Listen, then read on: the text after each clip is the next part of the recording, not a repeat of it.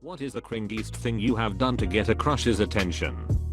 My crush was a kid who lived down the block from my house. I stole his dog from his yard and then went to his front door to return it and get to talk to him. He said he saw me take him out of the yard. I avoided him after that. Back when I was in middle school I had a crush on this girl. I was into writing at the time, so I put her in a fantasy story I wrote where she was a warrior. She hated it and told everybody and showed them the copy I gave her. This did not help my bullying. I still die from thinking about the cringe. Become a writer, get your script adapted into a HBO series, win best adapted screenplay, call her out in your acceptance speech, mic drop. GRRM secret plan is working out. Once I was 14, I accidentally sent a picture of me in a super fancy dress to my crush because I wanted him to ask me to the dance. OMG, I fell into my closet, the dress fell on me, the phone hit the ground, took a picture, sent it you, and boom, I'm sorry. In my mind, I went to oh I just sent this to the wrong person, sorry, I like your version more. 9th grade, last day before Christmas break, there was a girl on the school bus who was once into me earlier in the year, but had now cooled off for some reason. I needed to get the fire going again. So I was going to bring Miss Leto on the bus, pull it out of my backpack at some point, and be like, oh yeah, this stuff grows everywhere. I was just picking some of it this morning, while I was waiting for the bus, and that's all. What I was hoping for was that she would get the nerve to kiss me, since I was holding Miss Leto. Well, Miss Leto grows high up in the tree. HMN. So I cut off a piece of holly and trimmed the thorns off of it, because who really knows what Miss Leto looks like anyway. So I'm sitting on the bus, she's sitting behind me, and I'm working up the nerve. Then the bus stops, this guy gets on, and immediately proceeds to give this girl a rose, and she gets excited and hugs him, and I'm sitting there with a trimmed holly branch in my backpack. This one is not so bad, because only you knew of your holly branch shame. But now we know. Put an entire pack of bubblegum in my mouth, and tried to chew it, ended up drooling on myself. She left the lunch table. Duck. That hurt to type. I bet that was hard to swallow. Rimshot. I used to pole dance on a lamppost outside a boy's house when I was 13. I have several questions. When I was about 15 or 16 years old, I went on a family holiday with my mum and sister to Italy. We were staying in a hotel with a shared swimming pool, and there were a few other families with kids of similar ages all hanging around. I used to see this girl, roughly my age or maybe a couple of years older, pretty much every day by the pool. Blonde hair, nice body, just basically gorgeous. I think because she smiled at me a couple of times I convinced myself that she must be the one, and due to boredom, this was before smartphones / the internet, I spent basically the whole week gearing myself up to go and talk to her. I spent days just thinking of ways I could approach her, what to say, building up courage. It was the most important thing in my life at that moment, but was difficult because she was always around her family, or I was around mine. There never seemed to be an opening. Then, right at the end of the holiday, the perfect moment presented itself. I was by the pool, alone. She was by the pool, alone. This was my time. This was everything. It all comes down to this moment. So what's it going to be? Am I going to be a man and approach her? Or spend the rest of my life in turmoil wondering what might have been? So I walked up to her. I smile. She smiles. I say hello. She looks confused. I say hello again. She still looks confused. Hi. Nope. That didn't work either. This is going horribly. Why did I do this? Please let me be hit by a sniper right now. Why is there never a sniper? I asked her if she wanted a drink, because, of course, if she can't understand a basic hello in English then a full sentence was definitely the best way to proceed, and she looked even more confused. I think during this whole exchange, which felt like 2 hours, but was in reality only about 26 seconds, she had only said the word A, with a mixture of bewilderment and pity. So, I walked to the bar, bought 2 lemonades, I wasn't old enough to buy anything a little more suave, and walked back over to her. I mean, I'm invested at this point, right?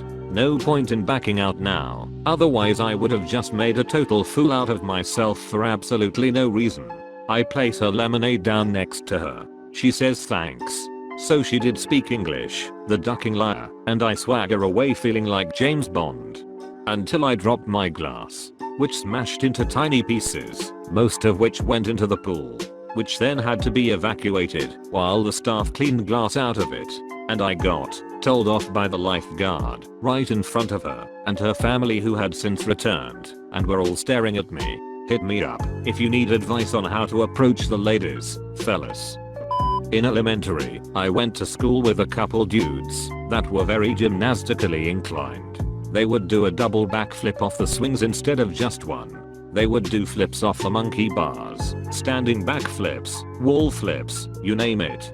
The girls loved them. They would sit and be an audience for these guys every lunch almost. I got jealous. I practiced on my trampoline for a few days, tried some handsprings, which I got pretty good at, forwards not backwards. Then the next time they were showing off, I joined them. Boom, guy #1 comes running through, handspring, cartwheel, backflip, backflip. Guy #2 comes bolting behind him, cartwheel into aerial, into backflip. Here I come, cartwheel, into back handspring. Oh wait, I don't know how to do one backwards. Land on my neck, wind myself, start crying. Elementary kids doing double backflips off the swings? Did you go to circus school? Only a couple kids were. They were in gymnastics. One of them ended up being a BMX biker at the X Games. Post dumb stories, just to see if she viewed. Oh wait, it tells you who watches them? My own tale of cringe. I had a crush on a guy who I had 2 classes with. It made sense in my 15-year-old brain that intense eye contact would signal to him that I was all in. Every time we had to talk about something, I stared directly into his eyes without blinking. Also, I read that people like large eyes, but I couldn't do makeup since mascara makes your eyes look larger, so I would make my eyes as wide as I could. This also meant that if I was talking to another boy, I should look away as much as possible, so he didn't think I was into them instead. So the guys in the class thought I was really standoffish, and I'm sure he thought I wanted to murder him. Sorry, Jack. I knew someone who tried the exact same thing. It was so freaking creepy. Thank you for confirming my fears. Everyone remembers. Leaned over in English class every day and copied his handwriting until ours matched. I had this theory that if our handwriting looked the same, he would fall in love with me, but he turned out to be mean, and I wound up with pretty handwriting. He noticed and made terrible fun of me in front of his friends on one of the last days of school, grade 7, and I was crushed. Oh, Caleb, you were so handsome in your Monster Energy hat. How could you? If our handwriting looked the same, he would fall in love with me. You were so handsome in your Monster Energy hat. This is the funniest one to me.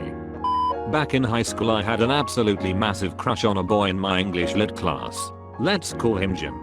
So, what did I do? Did I initiate a conversation to ask if he wanted to go to a movie with me? Of course not. That would require rational thought, which my hormonal, romantically starved brain was completely incapable of. Instead, I decided to write Jimmer, get ready for this, Harry Potter fanfic. In the story, I was smack in the face, obviously, Ginny, and he was Harry. Yes, really.